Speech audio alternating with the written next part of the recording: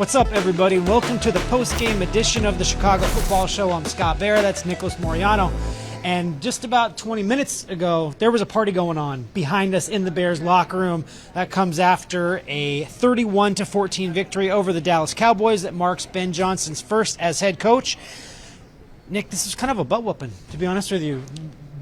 The Bears really came out and asserted themselves on both sides of the football. Yeah, offensively, defensively, Scott. The Bears wanted to avoid 0-3, and they did everything they could to make that happen today. Yeah, and it was really nice to see them get so many contributions from different players, right? That we saw Tyreek Stevenson come back after a pretty rough week 2 against the Lions. We saw Tremaine Edmonds have 2 interceptions. Caleb Williams looked great. So many receivers got involved. The list is long, and I think that's an encouraging thing because when you're 0-2, and it wasn't just the record. To me, it was how they lost. It was losing a 2-score fourth-quarter lead in Week 1 against Minnesota and then coming back and giving up a 52-burger against the Lions, and the Lions had a party up there. So to see the response, I think, was good. Let's go back to Wednesday. You and I were in front of Ben Johnson. Ben Johnson said, our practice habits are not championship standard. The Lions played harder than us. That's a shot across the bow to a competitive athlete. How do you think that they responded to such strong words from their head coach? Well, we heard it from multiple players in the locker room, Scott, that they responded and took it to account that they needed to be better. And you saw that not only in this game, but I think throughout the week of practice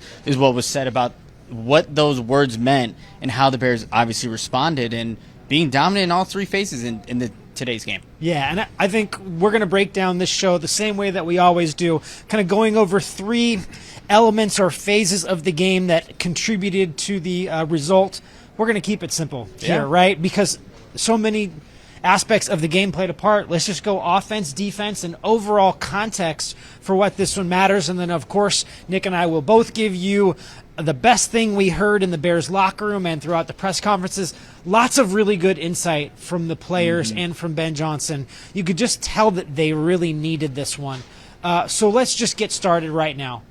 Offensively, Caleb Williams throws for almost 300 yards, 4 touchdowns, no picks, efficient, electric, and avoiding major mistakes. What did you take away from the performance from number 18? I think just big plays, you guys. When you look back at this game and just what Caleb Williams, Ben Johnson were able to do, it's create those explosive plays to flip the field.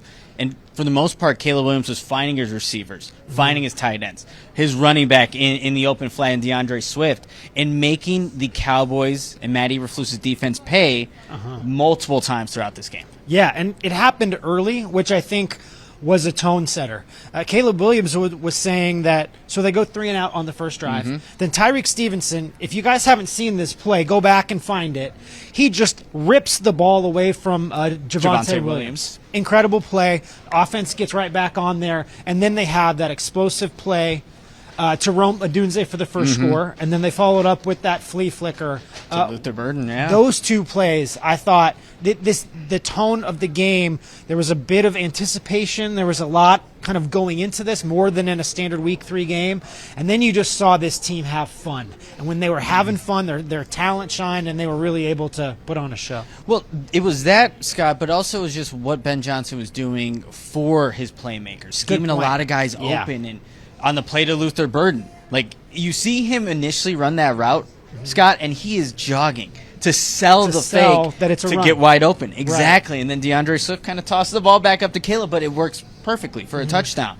And then there were a couple plays in the beginning of the game, the corner routes that Colston Loveland was running. You hit those later in the game, but that's a lot of Ben Johnson scheming all of his playmakers open and then capitalizing on the holes in the defense that Matt Eberflus loves to run zone. They found a lot of holes in the zone today. Yeah, they found a lot of zone busters, and when the Cowboys made mistakes, Caleb Williams punished them for that. And we were talking about this, Nick and I actually carpool to games, and we were talking a lot about how they weren't taking advantage of mistakes and other teams were taking advantage of their miscues. Now let's go to that Rome Odunze touchdown. I believe it's Diggs tries to engage and hit him at the line of scrimmage, kind of stumbles and falls. Rome takes off. Caleb sees it and throws an absolute dart for that big explosive touchdown. It really kind of got that you got the sense that the plays called, I think, were smart, and the way that they were executed. Taking advantage of those mistakes were huge. Let's dive a little bit more into the flea flicker. Lots of good stuff, I think, from Caleb Williams saying that he actually underthrew Burden a few times in practice. Swift saying he got hit in the back when he was trying to lob it back to him. That ball was floating in the air forever, but because Burden sold it and all the Cowboys bit, that turned into a really fun play. You know, it's the attention to detail, right? Ben Johnson's been talking about this for a long time, ever since he became the head coach. That's Burden, attention to detail, not selling it like he's actually going for a deep route. That's going to allow the defense to maybe settle, to relax, and then you run past everybody. But even when things aren't going right, like DeAndre Swift getting hit in the back and tossing up the football, you're still able to execute. And I think that was hurting the Bears early on the first 2 weeks. If things went wrong, they weren't able to overcome those things. True. This game is really embodiment that they can do that. Yeah, and Ben Johnson, you look at the trick plays and the creativity. We saw end arounds. We saw some fun stuff within the run game, which doesn't necessarily seem spectacular. But there was more than one offensive skill player that said, we just felt open, and complimenting the coaching staff, even if it wasn't on those explosive or trick plays, that they felt open because of the concepts that were, again, attacking that zone. Matt Eberflus's defense, former Bears head coach. It was a storyline during the week, not so much in the game, though. No, and it was in the chess match, I guess. In the chess match of things, but obviously when it comes down in between the lines, it's just finding, again, those weaknesses in the defense. And, Scott, there was one play where DJ Moore is lined up in the backfield, and I thought it was just going to be a run. But he leaks out left for a little swing pass, and we looked at each other like, those are the things that we're talking about from Ben Johnson, just finding ways to get your playmakers of football. And, again, Ben Johnson was able to do that consistently throughout this game against a Matt Eberflus-led defense. And then you get to that 19-play drive late. They run the ball 11 straight times. 11 straight times. Some great quotes from inside the locker room. Cole Kmet said that he kind of blacked out in the middle of all of it. I think DJ Moore called it torture, and Caleb Williams was praying for a pass so he could get off the field. He was so exhausted. But that's one of those drives for an offense as a team where the Cowboys knew that they were going to run, and you can't stop it. Those are huge moments if you look at that drive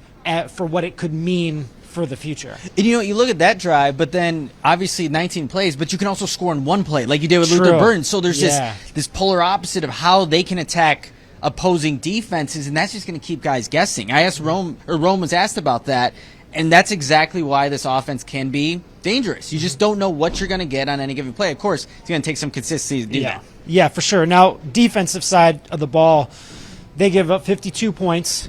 I thought the response during the week was really strong. Grady Jarrett said that he could sense this happening, this type of performance, but only 14 points allowed, 4 takeaways, I believe 2 sacks, a really solid performance all the way around. Yeah, 1 touchdown for Dak, 2 interceptions for a guy that was playing some really good football the previous 2 weeks, and this defense responded. And there were a couple of times where Dennis Allen brings the blitz, and you see some of the things that you're able to create when you add some pressure. So you like the response. Again, it is about consistency, though. And if the Bears can keep that up, then you do have something that you can work with. Look, it's fair to criticize somebody when they don't perform well. And Tyreek Stevenson deserves some criticism for how he played. I like that he stood up on a Wednesday after that game and said, hey, I'm better than that. I made some mistakes that aren't up to my standard of play. And beyond that forced fumble early, I thought he was really good most of the day, including times when he was matched up with George Pickens, who's a tough cover. No doubt about it. He needed to respond, Scott. After that game, he needed to be better and take on the assignment of George Pickens, and when CeeDee Lamb was in the game. And he did that. He was able to break up a pass to George Pickens on 3rd down that was almost intercepted by Brisker. He was there in coverage and showed that he is better than what he played against Detroit. And that's going to be a key thing because you don't have Jalen Johnson coming back for at least 4 games. Kyler Gordon's still out, so he needs to step up. Yeah, I thought that was key. Edmonds was huge, super athletic in coverage. He's obviously a huge dude, but he was able to make key plays, and they were able to make that hold up. I thought Kevin Byard said something interesting, is that as they watched the tape back on Monday, they need to understand that this tape is now the expectation for what you want the Bears defense to be moving forward. Moving forward on the Chicago Football Show, we are going to come back after the break, and we are going to talk to you guys about what this win meant in the context of the first 3 games, what it means moving forward, and of course the best thing we saw and heard in the locker room. Coming right up with more from the Chicago Football Show.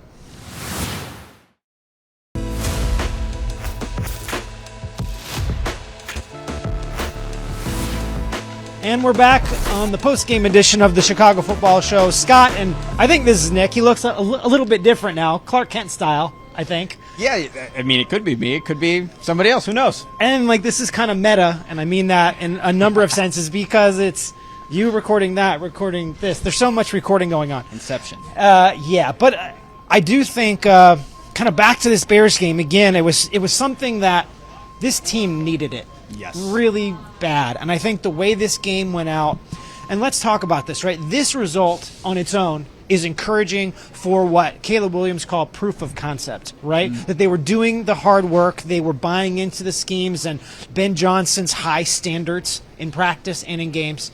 And then you come out and you see all that hard work give you positive results. Proof of concept. I think that's important.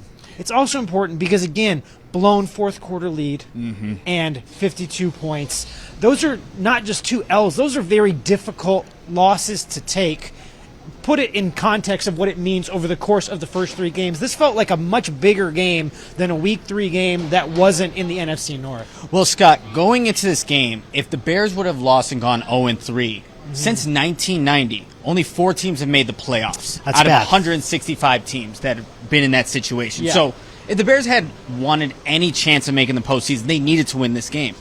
And now this win, this dominant win against the Cowboys, at least gives them hope in the NFC North that they can contend. The Packers lost on a game-winning field goal, too. So it's like things that you look at, the Bears needed to win this one, and they found a way. Yeah, and it's the old week-to-week league. Somehow the Packers lose to the Browns, apparently, and the Vikings look great with a backup quarterback. It's a topsy-turvy thing, and you just kind of have to roll with the punches a little bit.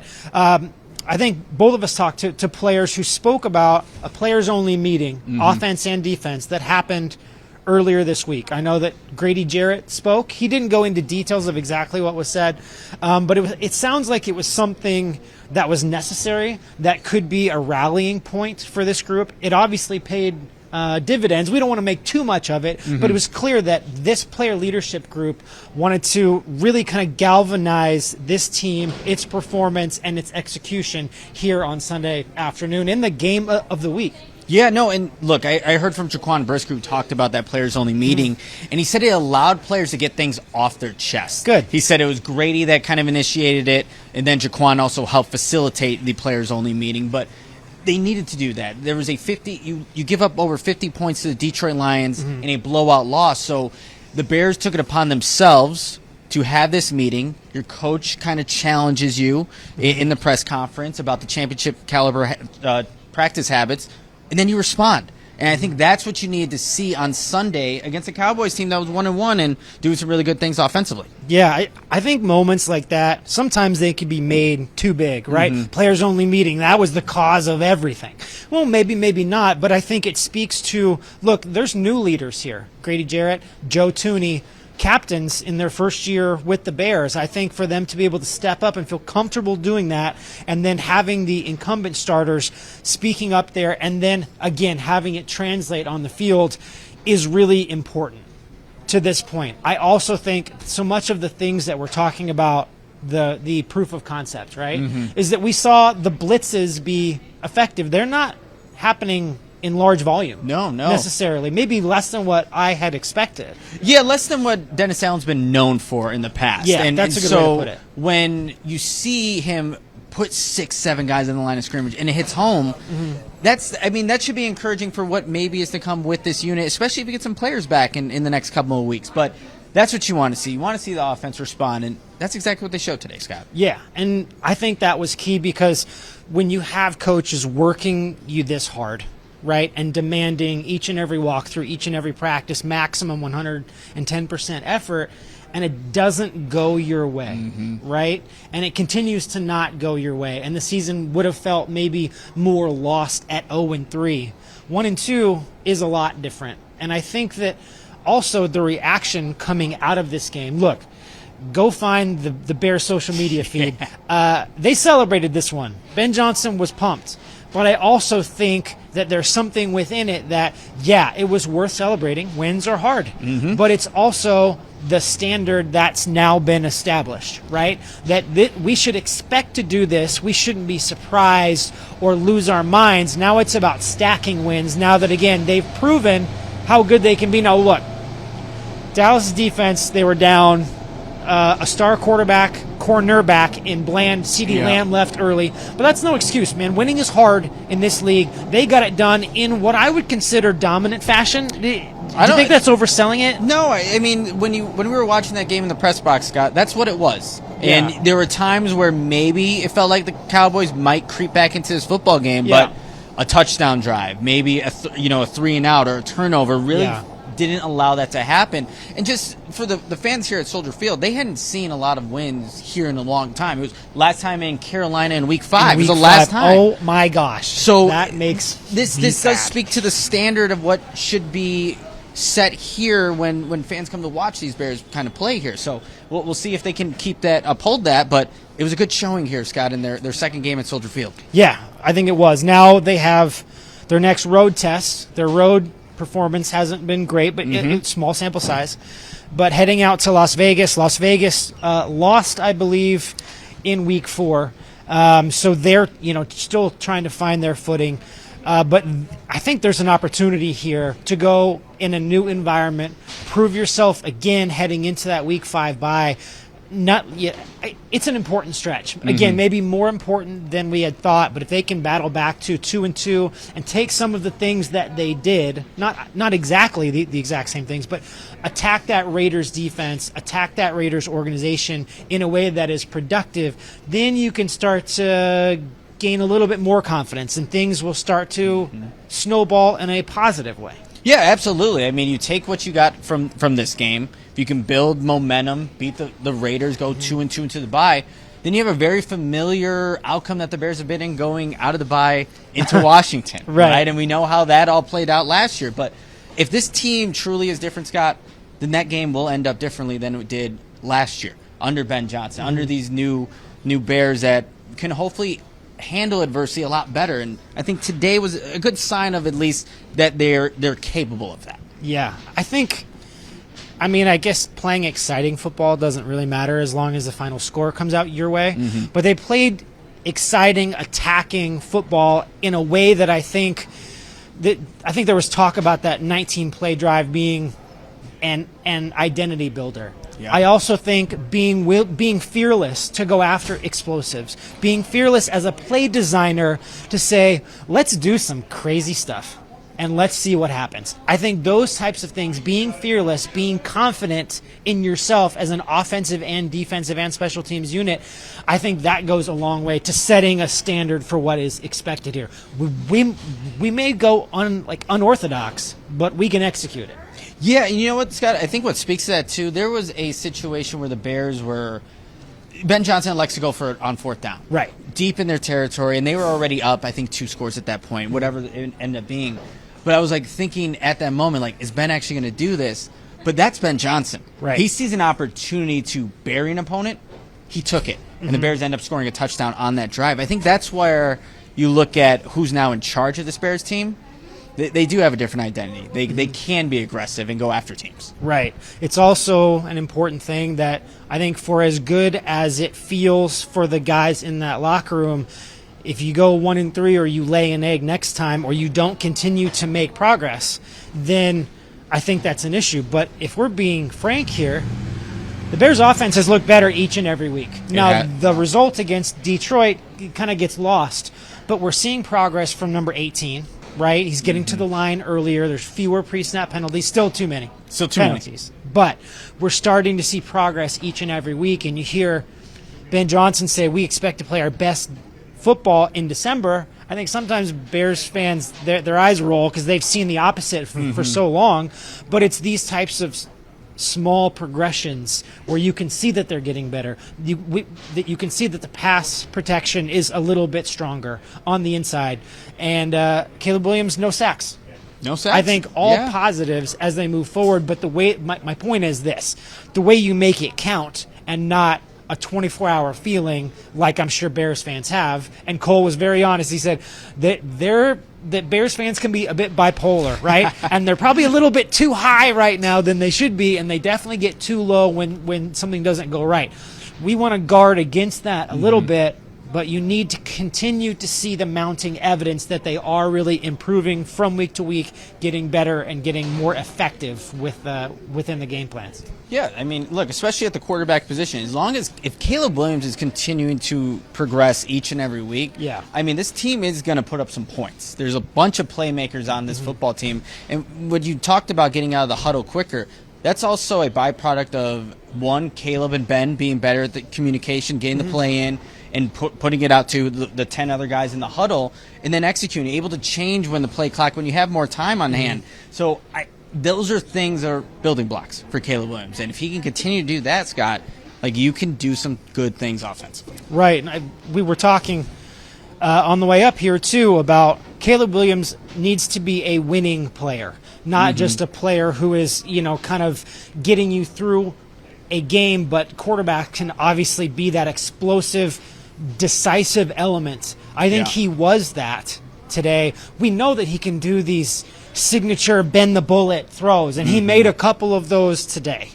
But they were also just the basics of finding a spot where DeAndre Swift can get to the first down marker. Exactly. Right? That's a win. That's a plus as you are grading out this tape. I saw a lot of that from him, the unspectacular things, and those things give me confidence moving forward that I think things are kind of not starting to click, but I think as he continues to develop, that maybe not every single game, but we can expect better and more consistent play from Caleb that we didn't really see in training camp or really in the first two games. Yeah, no, that'll be a good sign. The running game continues to be on the right track. We saw some explosiveness from DeAndre Swift as a pass catcher, but I think you start to see some lanes kind of open up as well. So you add all these things together: better protection, better run game, better quarterback play. Yeah, you see a Ben Johnson offense, right? So that's going to help. And it's what it was schemed to look like. All right, so let's get to my favorite part of the show, the best thing that we heard. Nick, what was the best thing that you heard or saw from the Bears players post-game? Yeah, so I got a chance to talk to Jaquan Brisker in the locker room, and I brought up the fact that the two previous quarterbacks had won the NFC Player of the Week awards. Bold question, by the way. I know. And I asked him, did you guys take... But a fair one. A fair one. And I asked him, did you guys take that into account? He said, one, they did, and two, they also had heard some noise that this Cowboys team is going to try to pass all over this Bears defense and take the top off. And he just he said, we just responded well. But it was interesting just hearing. They knew that those awards had been won by the previous quarterbacks they played. I don't think there was a scenario in which they thought that was going to happen this week.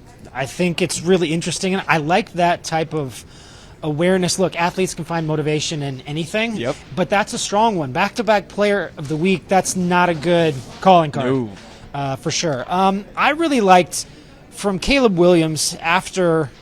At the end of his kind of post-game presser, he was talking about those type of proof of concept moments where he can see things starting to come together in a really positive way. And when he starts to see that, I think it will increase his belief in Ben Johnson to trust the rhythm of the offense, trust staying within structure, trust taking 4 or 5 yard gains while having the opportunity to unleash one. And he unleashed quite a few of them today. I think it's interesting. He underthrows Burden a bunch, and Burden's, I think Caleb was saying, starts to kind of slow down.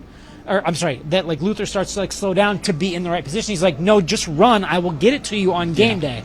62 point something yards, air yards, longest in the league this year. Absolutely let it fly. And I think that those things, again, are encouraging to hear from the quarterback, encouraging to hear from Brisker. And just one more thing, I think Grady Jarrett was really kind of saying, that he could see this one coming, that it was telegraphed during the practice week by the resolve that they saw coming out of 52-21. How often, Nick, last year's Bears team did not react to adversity well. No. Absolutely not. To see this team do that, I think that means a lot moving forward. Yeah, could this team actually be different? And Yeah. maybe this was the sign Because we that keep it hearing that it's going to be. Yeah. Right. So maybe this is a sign that things will be different under Ben Johnson. Yeah, and I think we need to keep seeing more and more evidence. You want to see that whole month kind of come together, be able to evaluate that team as they head into the bye week. But this is one of those things where I think you feel good about the performance overall. You feel good about the direction of the team. Yeah. And you're right, like you don't want a pendulum swing, right? Because coming out of week 2, it felt just not great. So to be able to see that kind of coming in, and then they just have to continue to stack. So I think that's important, and it's going to be important to see how the Bears react moving forward. The one thing I can guarantee you is that the Chicago Football Show will be with you every single step of the way. Easiest way to do it, just subscribe to Watch Marquee on YouTube, podcast platforms, and of course just download the Watch Marquee app. Nick and I will be with you all season long, breaking things down, including next week after the Bears play the Raiders.